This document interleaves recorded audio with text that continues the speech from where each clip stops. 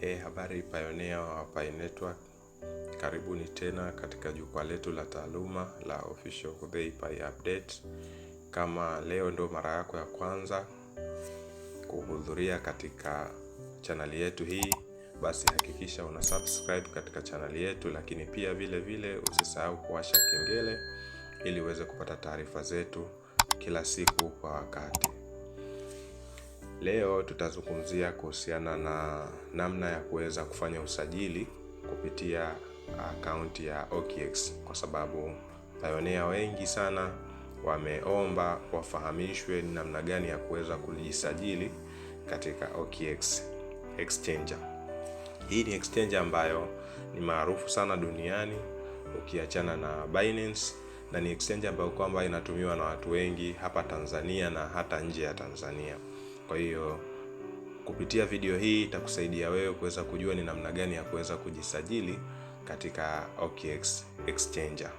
Na baada ya hapo tukisha kumaliza kueleza namna gani ya kujisajili, tutafahamisha pia namna ya kuweza kuverify account yako. Kwa hiyo tuende sasa moja kwa moja tuone namna gani ya kuweza kufanya. Kwa kitu cha kwanza ambacho kwamba tutakiwa kufanya ni kwamba ukisha kufungua application yako ya OKX, utakliki kwenye sehemu iliyoandikwa sign up. Itategemea na version iliyopo ya application yako. Kunaweza kukawa na sign up na sign in zipo kwa pamoja. Kwa hiyo utakliki kwenye sehemu ile ya sign up. Baada ya hapo utaletwa kwenye sehemu ya kucreate account, ambapo kuna option mbili. Kuna namba ya simu, lakini pia vile vile utakuwa na email. Kwa hiyo utachagua ni njia ipi ambayo kama unataka kutumia wewe kwa ajili ya kusajili. Kama ni email utaweka email. Kama ni namba ya simu utajaza namba yako ya simu vizuri.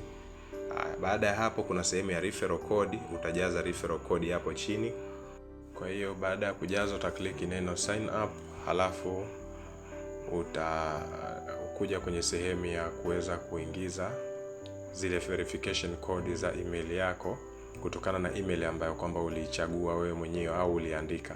Hakikisha ukiwa unaanza kuandika pale email unajaza vizuri. Kwa hiyo utaenda katika Gmail, utakutia hizo kodi utajaza.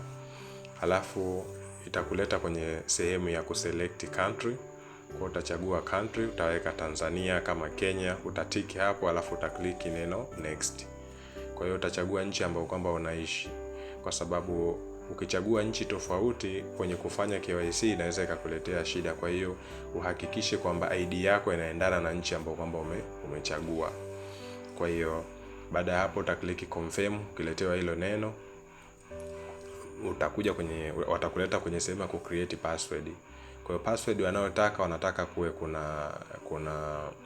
kuna capital letter, kuna hizo small letter, kuna special character. Kwa hiyo utajaza, yani utaandika kiufupi ni strong password.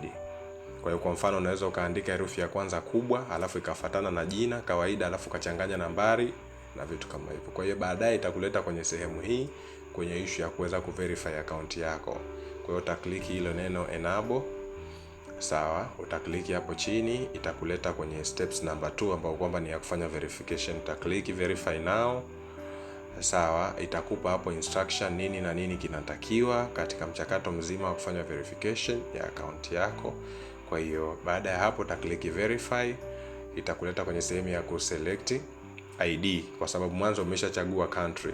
Kwa hiyo utachagua kama ni driver license, ni national ID. Kwa Tanzania wanaweza kutumia NIDA, Kenya wana ID zao. Kwa hiyo utakliki next, itakuleta kwenye sehemu hiyo hapo, utawasha button, utaactivate.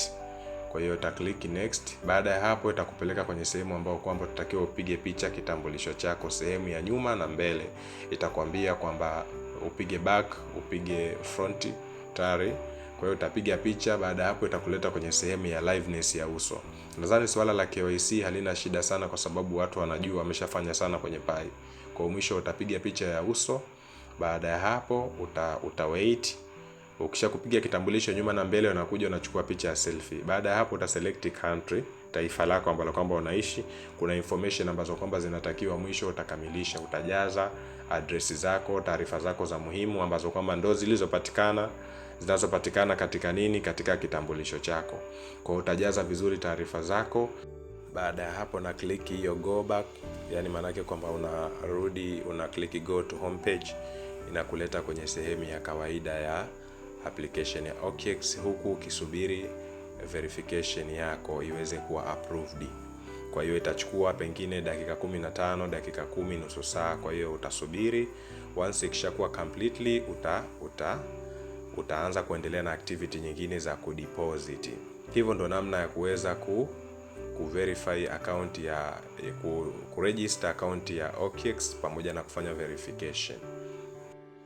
Kama hauja subscribe kwenye channel yetu, hakikisha unabonyeza kitufe cha subscribe, lakini pia vile usisahau kuwasha kengele kwa ajili ya kuweza kupokea taarifa zetu kwa wakati. Tukutane katika video inayofuata.